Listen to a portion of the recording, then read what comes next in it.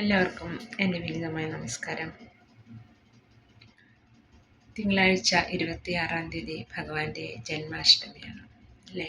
നമ്മൾ ഒരു മാസത്തോളം അധ്യാത്മരാമായണം വായിച്ച് അയോധ്യയിലെ രാമചന്ദ്ര മഹാപ്രഭുവിൻ്റെ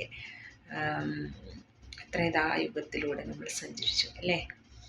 അപ്പോൾ ആ ഒരു ത്രേതായുഗത്തിലൂടെ ഭഗവാൻ സഞ്ചരിക്കുമ്പോൾ നമ്മൾ ഒരു വലിയ പാഠം നമ്മൾ ഭഗവാനിലൂടെ പഠിച്ചെടുക്കുകയായിരുന്നു.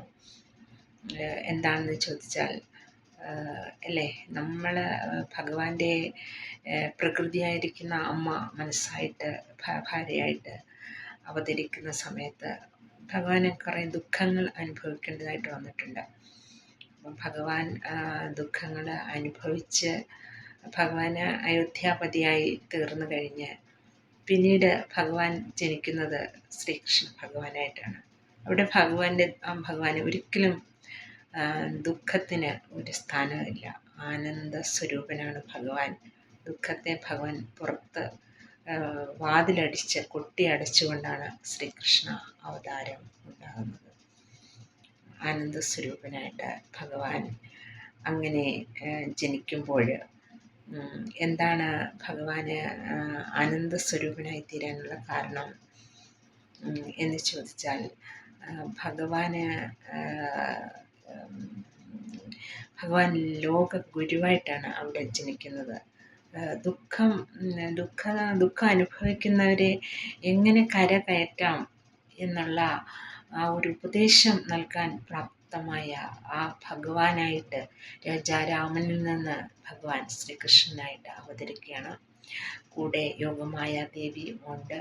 അപ്പോൾ ഭഗവാന് അയോധ്യാപതിയായിരിക്കുന്ന ശ്രീരാമചന്ദ്രനും ജനിക്കുമ്പോൾ കൂടെ ദേവിയുണ്ട്. നവമിയും അഷ്ടമിയും ദേവിക്ക് പ്രിയപ്പെട്ട ദിവസങ്ങളാണ്. അപ്പം ഭഗവാന്മാർ എന്ന് അവതരിക്കുന്നു അന്നൊക്കെ യോഗമായ ദേവിയും കൂടെ ഭഗവാനോടൊപ്പം പ്രകൃതീശ്വരിയായി ജനിക്കുന്നു. അപ്പോൾ അതാണ് അല്ലേ, അഷ്ടബാഹുക്കളോട് കൂടിയ ഭഗവാന് തുണയ പ്രകൃതി ഭഗവാനോട് ചേർന്ന് നിന്നുകൊണ്ടാണ് ജനനം ഉണ്ടാകുന്നത് അല്ലേ. അതാണ് കംസനോട് പറഞ്ഞത് അല്ലേ, നസംസ കംസ പരാക്രമം, നീ സ്ത്രീകളിലൂടെയല്ല വേണ്ടുന്നത്, നിനക്ക് ഉള്ള ശിക്ഷ തരാനൊക്കെയുള്ള ആള് വാടിയിൽ ജനിച്ചിട്ടുണ്ട്, എന്നോട് പരാക്രമമായിരുന്നു എന്ന് പറയാൻ കാരണം എന്തുകൊണ്ടാണ്? ഭഗവാനോടൊപ്പം യോഗമായ ദേവിയും അവതരിച്ചിരിക്കുന്നു അല്ലേ. അപ്പോൾ എന്താണ് ഭഗവാന്റെ അവതാരത്തിന് യോഗമായ ഭഗവതി കൂടെ നിൽക്കുന്നത് എന്ന് ചോദിച്ചാൽ, ഭഗവാൻ പരമപുരുഷനായ പുരുഷോത്തമൻ ആകുമ്പോൾ പ്രകൃതി അല്ലെ പുരുഷപ്രകൃതിയാണ് അല്ലേ. ആത്മാവ് പുരുഷനാകുമ്പോൾ സോൾ ആൻഡ് മാറ്റർ അല്ലേ എന്നുള്ള ആ ഒരു ഫിസിക്സ് ശാസ്ത്രം ആണ് അവിടെ ഭഗവാന്റെ കൂടെ യോഗമായ ദേവിയായിട്ട് അവതരിക്കുന്നത്. അപ്പം അതാണ് നമ്മൾ മനസ്സിലാക്കാനുള്ളത്. അതിൽ നിന്ന് എന്താണ് അഷ്ടമി നവമി എന്ന് പറയുന്നത്? ഭഗവാന്റെ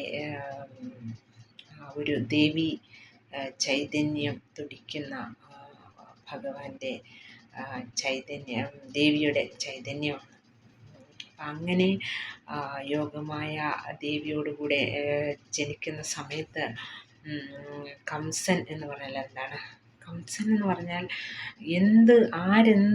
എവിടുന്നെങ്കിലും ആരെങ്കിലും എന്തെങ്കിലും ഒരു കാര്യം പറഞ്ഞാൽ എവിടുന്നെങ്കിലുമൊക്കെ കേട്ടാൽ മതി, ആകാശത്തു നിന്നും എന്തെങ്കിലും ഒരു കാര്യം കേട്ടാൽ അതിനെക്കുറിച്ച് ശരിയായൊരു അവബോധമില്ലാതെ കൊടും ക്രൂരതകൾ ചെയ്യുന്ന ആളായിരുന്നു. അപ്പം ദേവകിയുടെ പുത്രൻ വധിക്കും എന്നുള്ളൊരു വാർത്ത എങ്ങോ നിന്ന് കേട്ടു അല്ലേ. ഇതാരാണ് പറഞ്ഞത് അല്ലെ, ഇതിൻ്റെ സത്യാവസ്ഥ എന്താണ്, നിജസ്ഥിതി എന്താണ്, തൻ്റെ സഹോദരിയുടെ പുത്രൻ അങ്ങനെ ചെയ്യുമോ എന്നൊന്നും അറിയാതെ തന്നെ ഉടനെ തലയ്ക്ക് മുടിക്ക് ചുറ്റിപ്പിടിക്കുന്നു, ആക്രമങ്ങൾ കാണിക്കുന്നു. വീണ്ടും വിചാരമില്ലാതെ പെട്ടെന്ന് അതിനെക്കുറിച്ചൊരു ചിന്തയില്ലാതെ ഓക്കെ അങ്ങനെയാണെങ്കിൽ അതിനെക്കുറിച്ച് ഞാൻ ആലോചിക്കട്ടെ, അല്ലെങ്കിൽ എൻ്റെ സഹോദര പുത്രനല്ലേ, അതങ്ങനെ ഉണ്ടാകത്തില്ല എന്നെനിക്ക് ദൃഢവിശ്വാസമുണ്ട് എന്ന് പറയാനൊരു ആർജവം കാണിക്കാതെ ഉണ്ടാകുന്ന മക്കളെ എല്ലാം വളരെ ക്രൂരമായി വധിക്കുക. അതാണ് കംസൻ എന്ന് പറയുന്ന സ്വഭാവം. അന്യരാരെങ്കിലും എന്തെങ്കിലും ഒന്ന് പറയുന്നതിന് മുമ്പ്, അല്ലെ നമ്മുടെ നാട്ടുഭാഷയിൽ പറയും കാള പെറ്റൂന്ന് കേൾക്കുന്നതിന് മുമ്പ് കയറെടുക്കുക. പക്ഷെ കാള ഇങ്ങനൊരു സംഭവം അതിനൊരു ജന്മം നൽകാൻ സാധിക്കത്തില്ല എന്നുള്ള ആ ഒരു ചിന്ത ഇല്ലാതെ, അല്ലേ, അങ്ങനെ ഉള്ള ആ ഒരു സ്വഭാവത്തിൻ്റെ ഫലമായിട്ടാണ് പിന്നീട് അയാൾ ക്രൂരതകളിലേക്ക് പോവുകയും പിന്നീട് ഒരു തരത്തിലും ഭഗവാനോടൊരു കോംപ്രമൈസ് ആകാതെ വരികയും ഒക്കെ ചെയ്തു. ഒരു നിസ്സാര കാര്യം അത് ഒന്ന് പറഞ്ഞ് കോംപ്രമൈസ് ആയി കാര്യങ്ങൾ ശരിയായ രീതിയിൽ ഗ്രഹിച്ച് അതിനെ ഒന്ന് വിലയിരുത്തി അത് കാര്യങ്ങൾ അത് സമുചിതതയോടുകൂടി തനിക്കങ്ങനെ ഉണ്ടാകത്തില്ല, തനിക്കങ്ങനെ വരില്ല എന്നുള്ളൊരു ആത്മവിശ്വാസത്തോടു കൂടി അത് തൻ്റെ സ്വന്തം ജീവനായിട്ട് കരുതേണ്ടിയവരെ അങ്ങനെയല്ലാതെ കരുതാനുള്ള ഒരു മനസ്സ് ഉണ്ടായപ്പോഴാണ്, ഒരു വിട്ടുവീഴ്ചയില്ലാത്ത രീതിയിലുള്ള മനസ്സ് ആയതുകൊണ്ടാണ് അയാളുടെ മനസ്സ് അതാണ് ഏറ്റവും പാപകൃതമായിട്ടുള്ള, അല്ലേ, ആർക്കൊന്നും ചെയ്യാൻ പറ്റാത്തൊരവസ്ഥ. അതൊന്നും ഒരിക്കലും സംഭവിക്കാൻ പാടില്ല. ഒരു കാര്യം കേട്ടു എന്ന് പറഞ്ഞിട്ട് ഉടനെ നമ്മൾ ക്രൂരകൃത്യങ്ങളിലേക്കല്ല പോകേണ്ടത്.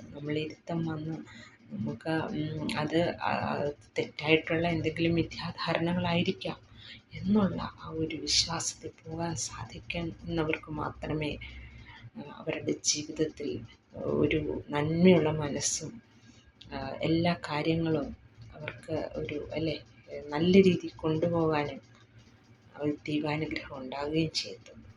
ഇതൊക്കെ ഇതൊക്കെയാണ് നമ്മൾ മനസ്സിലാക്കേണ്ടത്, അല്ലേ. ജന്മാഷ്ടമിയിൽ ഭഗവാന് വീണ്ടും ഒരു ദ്വാരകയും ദ്വാപരയുഗത്തിലേക്ക് നമ്മളെ കൊണ്ടുപോകുന്ന പുണ്യ ദിവസം.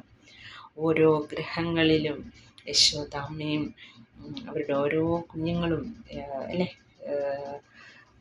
യശോദാമ്മയുടെ